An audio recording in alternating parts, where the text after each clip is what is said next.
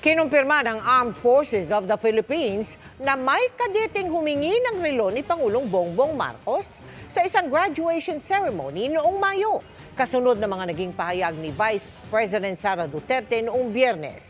Pero hindi umano ito karaniwang ginagawa at hindi katanggap-tanggap. Kaya pinatawa ng parusa ang naturang kadete. Nakatutok si Chino Gaston. Ito ang graduation ceremony ng Philippine Military Academy sa Baguio City noong Mayo na dinaluhan ni Pangulong Bongbong Marcos at Vice President Sara Duterte. Hindi sinabi ni VP Sara kung ito ang tinutukoy niyang seremonya kung saan may nanghingi ng relo sa Pangulo na kanyang tinanggihan at dito raw napagtanto ng bise na toxic na ang kanilang relasyon. Pero ayon ngayon sa Armed Forces of the Philippines, sa gitna ng graduation rites, may kadeteng nanghingi ng suot na relo ng Pangulo. Sa video, makikitang inilapit ng Pangulo ang kanyang ulo sa kadete pero hindi nito ibinigay ang kanyang relo.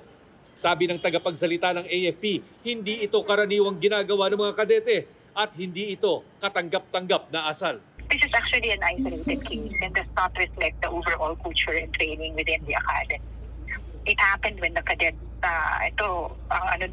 is in a moment of euphoria. He was facing the president and he made a mistake. This behavior is neither common nor acceptable. Ayon sa AFP, pinatawan na ng kaukulang parusa ang kadeteng naka-assign ngayon sa Philippine Air Force. Hindi naman siya dismissed.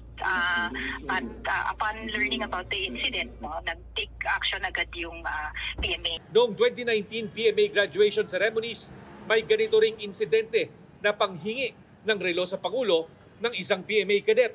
Noon, ibinigay ni dating Pangulong Rodrigo Duterte ang suot niyang relo. Para sa GMA Integrated News, Chino Gaston, nakatutok, 24 oras.